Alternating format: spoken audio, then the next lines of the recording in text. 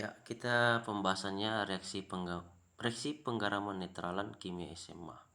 Jumpa dengan kami King Yomat Yes, YouTuber spesialis pembahas soal matematika dan sejenisnya. Sebelum masuk ke reaksi penggaraman, kita harus mengerti dulu istilah atau kata-kata yang biasa digunakan di reaksi penggaraman ya. Misalkan ini adalah asam. Asam dalam kimia adalah senyawa yang dapat memberikan ion hidrogen H+ dan proton ketika dilarutkan dalam air. Asam biasanya memiliki rasa asam dan dapat berubah warna indikator tertentu seperti lakmus merah. Berdasarkan definisi yang berbeda, asam dapat diklasifikasikan sebagai berikut. Yang pertama, menurut teori Arrhenius, asam adalah senyawa yang menghasilkan ion H+ yang saat dilarutkan dalam air. Contohnya HCl itu membentuk atau diuraikan menjadi H+ ditambah Cl- ya. Kedua, menurut teori Bronsted-Lowry, asam adalah zat yang dapat mendonorkan proton H+ kepada zat lain. Contohnya NH3 ditambah H2O membentuk NH+ ditambah OH-. Di sini air bertindak sebagai asam karena memberikan proton ke NH3. Cakep. Kita lanjut. Berikutnya adalah teori Lewis ya. Teori Lewis, asam adalah zat yang dapat menerima sepasang elektron dari basa, contohnya Bf3. Asam Lewis dapat menerima sepasang elektron dari NH3, basa Lewis.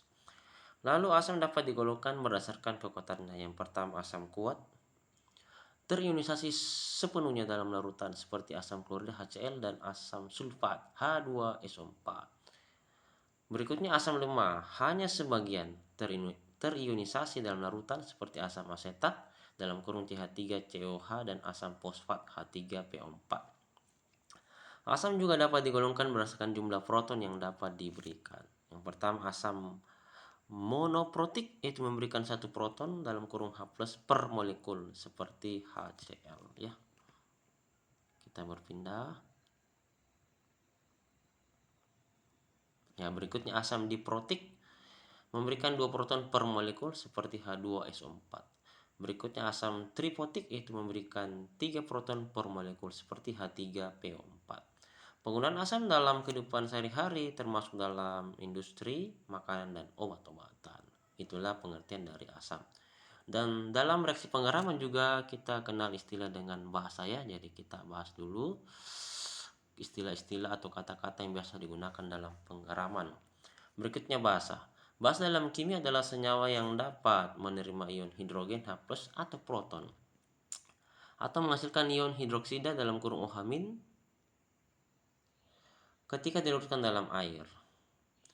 Basa biasanya memiliki rasa pahit dan dapat mengubah warna indikator tertentu. Seperti lakmus biru, berdasarkan beberapa definisi, basa dapat dijelaskan sebagai berikut. Yang pertama, menurut teori Arrhenius, basa adalah senyawa yang menghasilkan ion OH- saat dilarutkan dalam air. Contohnya NaOH diuraikan menjadi Na+ ditambah OH-. Yang kedua adalah teori Bronsted-Lowry. Basa adalah zat yang dapat menerima proton H+ dari zat lain. Contohnya NH3 ditambah H2O membentuk NH4+ ditambah OH-. Di sini NH3 bertindak sebagai basa karena menerima proton dari air ya. Yang ketiga adalah teori Lewis, basa adalah zat yang dapat mendonorkan sepasang elektron kepada asam. Contohnya NH3 dalam kurung basa Lewis dapat mendonorkan sepasang elektron kepada Bf3, asam Lewis.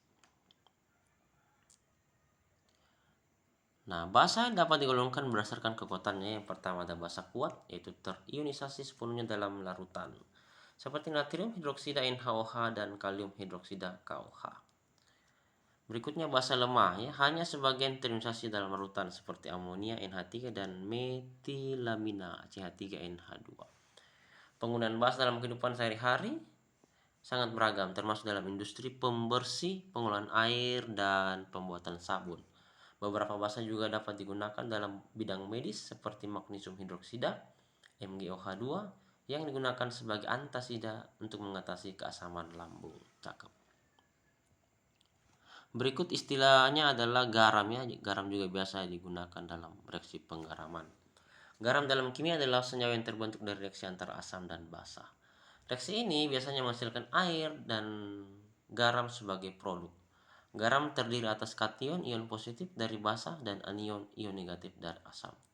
Reaksi umum yang membentuk garam disebut reaksi netralisasi, yang dapat ditulis secara umum sebagai asam tambah basa membentuk garam ditambah air.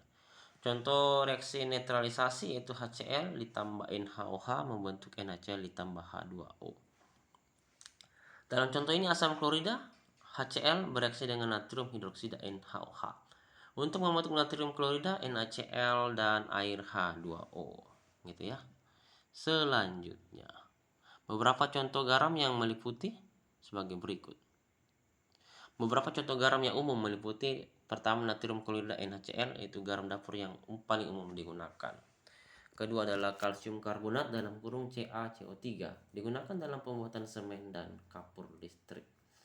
Berikutnya amonium sitrat NH4NO3 digunakan sebagai pupuk dan sodium bikarbonat NaHCO3 digunakan sebagai baking soda. Garam dapat digolongkan berdasarkan berbagai cara, seperti pertama garam netral terbentuk dari asam kuat dan basa kuat seperti NaCl dari HCl dan NaOH. Berikutnya adalah garam asam, yaitu mengandung satu dari lebih proton yang dapat dilepaskan seperti natrium hidrogen karbonat NaHCO3. Ketiga garam basa yang mengandung satu lebih dari ion hidroksida OH- seperti kalium hidroksida CaOH2. Garam juga memiliki peran penting dalam kehidupan sehari-hari dan berbagai aplikasi industri termasuk dalam makanan, kesehatan, dan manufaktur. Ya. Istilah berikutnya biasa digunakan adalah oksida ya, oksida. Oksida adalah senyawa kimia yang terdiri dari oksigen yang terikat dengan unsur lain. Oksigen dalam oksida biasanya memiliki bilangan oksidasi -2. Oksida dapat dibagi menjadi beberapa kategori berdasarkan sifat kimianya, termasuk oksida asam, oksida basa, oksida amfoter, dan oksida netral. Yang pertama, oksida asam, yaitu terbentuk dari unsur non-logam atau logam dengan bilangan oksidasi tinggi. Bereaksi dengan air membentuk asam dan dengan basa membentuk garam dan air. Contohnya karbon dioksida CO2, sulfur dioksida SO2, fosfor pentoksida P2O5. Nomor 2 adalah oksida basa, yaitu terbentuk dari logam dengan bilangan oksidasi rendah. Bereaksi dengan air membentuk basa, dengan asam membentuk garam dan air. Contohnya adalah ini ya, contohnya oksida basa itu natrium oksida Na2O, kalsium oksida CaO. Nomor 3, oksida amfoter, yaitu dapat bereaksi baik dengan asam maupun basa. Menunjukkan sifat asam dan basa, contohnya adalah aluminium oksida Al2O3, zinc oksida ZnO. Kita lanjut. Yang keempat adalah oksida netral, itu tidak bereaksi dengan air untuk membentuk asam atau basa. Contohnya karbon monoksida CO dan nitrogen monoksida NO.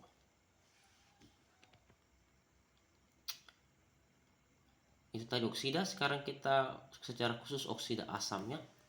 Oksida asam adalah senyawa oksida yang dapat bereaksi dengan air untuk membentuk asam atau dapat bereaksi dengan basa untuk membentuk garam dan air. Oksida asam biasanya terbentuk dari non-logam atau logam dengan bilangan oksidasi tinggi. Contoh umum dari oksida asam adalah karbon dioksida CO2, sulfur dioksida SO2, dan fosfor pentoksida P2O5. Berikut adalah beberapa contoh dan reaksi yang melibatkan oksida asam.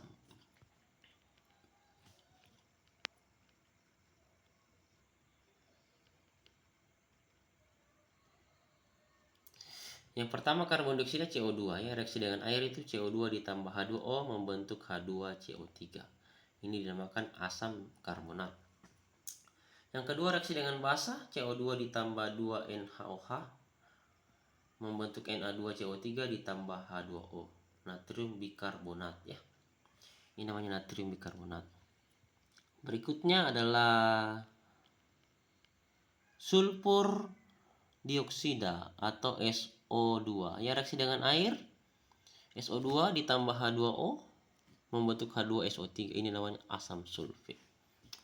Berikutnya reaksi dengan basa, yaitu SO2 ditambah 2NaOH natrium hidroksida membentuk Na2SO3, itu namanya natrium sulfit, ditambah H2O air. Berikutnya adalah nomor 3, fosfor pentoksida P2O5, reaksi dengan air yaitu P2O5 ditambah 3H2O membentuk 2H3PO4, itu asam fosfat.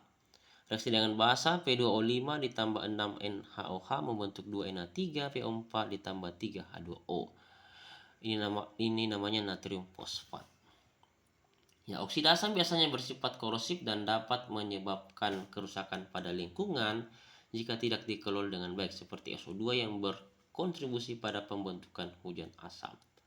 Dalam kimia industri, oksida asam digunakan dalam berbagai proses termasuk pembuatan asam, pemurnian logam, dan sebagai bahan baku dalam berbagai reaksi kimia. Ya, sekarang oksida basa. Ya, oksida basa adalah senyawa yang terbentuk dari reaksi antara oksigen dan logam, terutama logam alkali dan alkali tanah. Oksida basa memiliki sifat basa karena mereka dapat bereaksi dengan air untuk membentuk basa alkali atau dengan asam untuk membentuk garam dan air.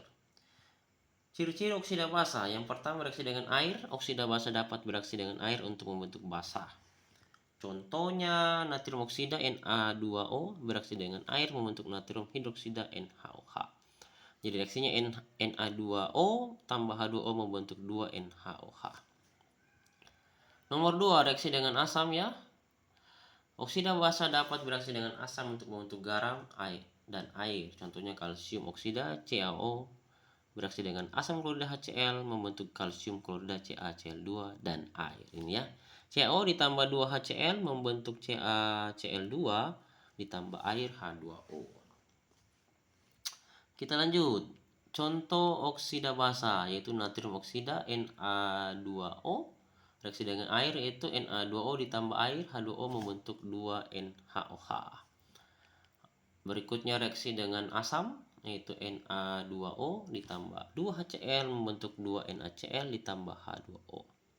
Nomor 2, kalsium oksida CaO reaksi dengan air yaitu CaO ditambah H2O membentuk Ca dalam kurung OH2.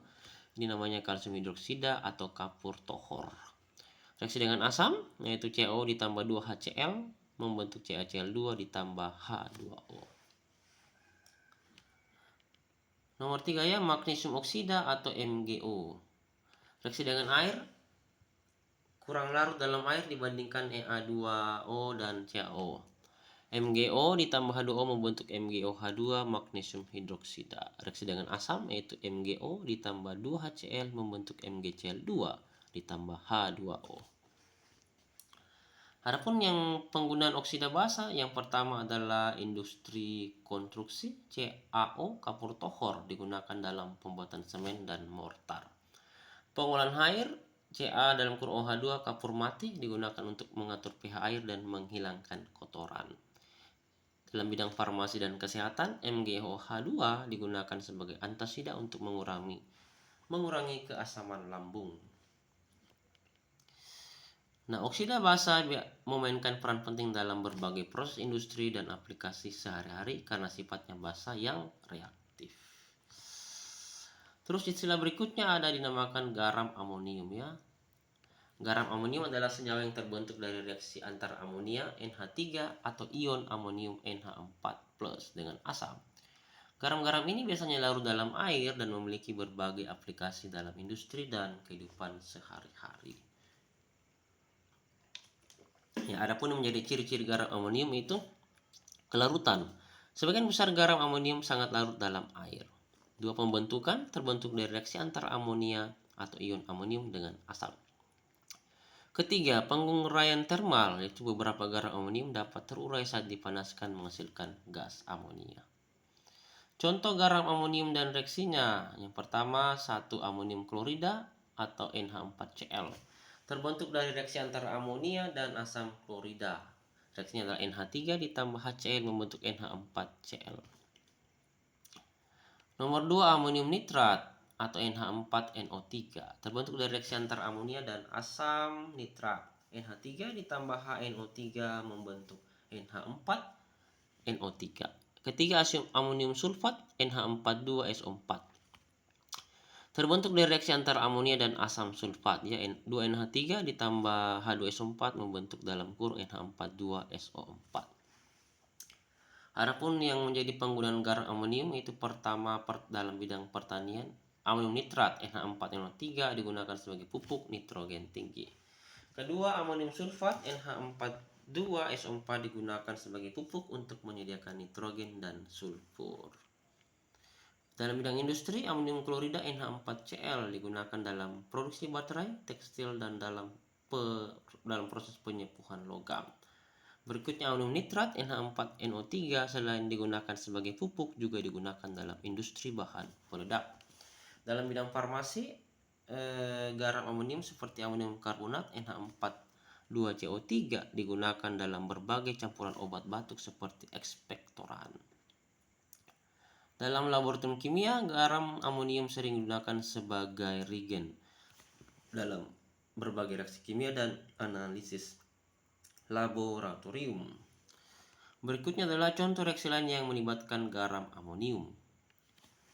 Penguraian amonium nitrat. Saat dipanaskan, amonium nitrat dapat terurai menjadi dinitrogen oksida, gas tawa, dan air.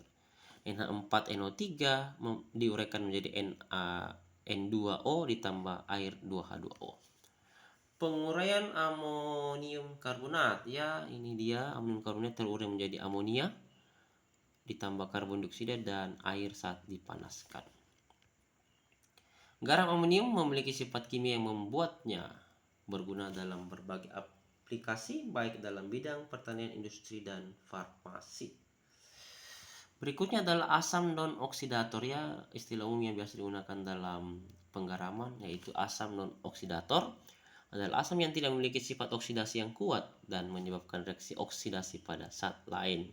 Asam-asam ini umumnya tidak mengandung oksigen dan dalam rumus molekulnya, atau jika mengandung oksigen, mereka tidak memiliki kemampuan untuk bertindak sebagai agen pengoksidasi yang kuat. Asam non-oksidator tidak bereaksi dengan logam yang terletak di bawah hidrogen dalam deret reaktivitas logam. Contoh asam non-oksidator yang pertama adalah asam klorida HCl, yaitu asam kuat yang tidak memiliki sifat oksidasi, bereaksi dengan logam aktif untuk menghasilkan gas hidrogen tetapi tidak mengoksidasi logam seperti tembaga atau emas. Bereaksi dengan seng, yaitu Zn ditambah 2HCl membentuk ZnCl2 ditambah H2. Asam sulfat encer, yaitu H2SO4 dalam bentuk encer.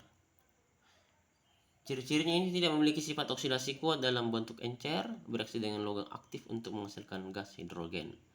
Reaksi dengan sengnya adalah Zn ditambah H2SO4 membentuk ZnSO4 ditambah H2. Asam fosfat H3PO4, asam yang lebih lemah dibandingkan dengan asam sulfat dan asam klorida. Tidak memiliki sifat oksidasi. Digunakan dalam industri makanan dan minuman sebagai pengatur keasaman. Yang keempat adalah asam asetat CH3COH, asam lemah yang tidak memiliki sifat oksidasi, digunakan dalam makanan sebagai cuka dan dalam berbagai aplikasi industri. Ya, saya rasa cukup sampai di sini dan masih bisa kayak sedikit ya. Perbedaan dengan asam oksidator.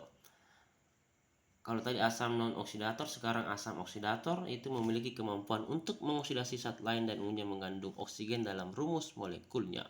Contoh asam oksidator yaitu asam nitrat HNO3 dan asam sulfat H2SO4. Asam-asam ini dapat menyebabkan reaksi oksidasi yang menghasilkan perubahan dalam bilangan oksidasi unsur-unsur lain. Contoh reaksi dengan asam oksidator yaitu asam nitrat HNO3 mengoksidasi logam seperti tembaga, ya. Cu ditambah 4HNO3 membentuk Cu dalam kurung NO3 2 ditambah 2NO2 tambah 2H2O. Penggunaan asam oksidator itu sering digunakan dalam berbagai aplikasi industri dan laboratorium karena sifatnya yang lebih lembut dan tidak reaktif terhadap oksidasi. Beberapa penggunaan umumnya termasuk asam klorida HCl digunakan dalam pengolahan logam, produksi bahan kimia, dan sebagai reaksi dalam analisis laboratorium. Asam fosfat H3PO4 digunakan dalam produksi pupuk, deterjen, dan sebagai pengatur keasaman dalam makanan dan minuman. Berikutnya asam asetat CH3 COH digunakan dalam industri makanan, pembuatan polimer, dan sebagai pelarut dalam berbagai reaksi kimia. Dengan memilih sifat asam non-oksidator, kita dapat memilih asam yang tepat untuk aplikasi tertentu tanpa resiko oksidasi yang tidak diinginkan. Ya, saya rasa cukup. Terima kasih dan selamat belajar. Sampai jumpa lagi di video berikutnya. Jangan lupa dukung dengan like, subscribe, post, and share. Nyalakan tanda loncengnya. Selamat belajar.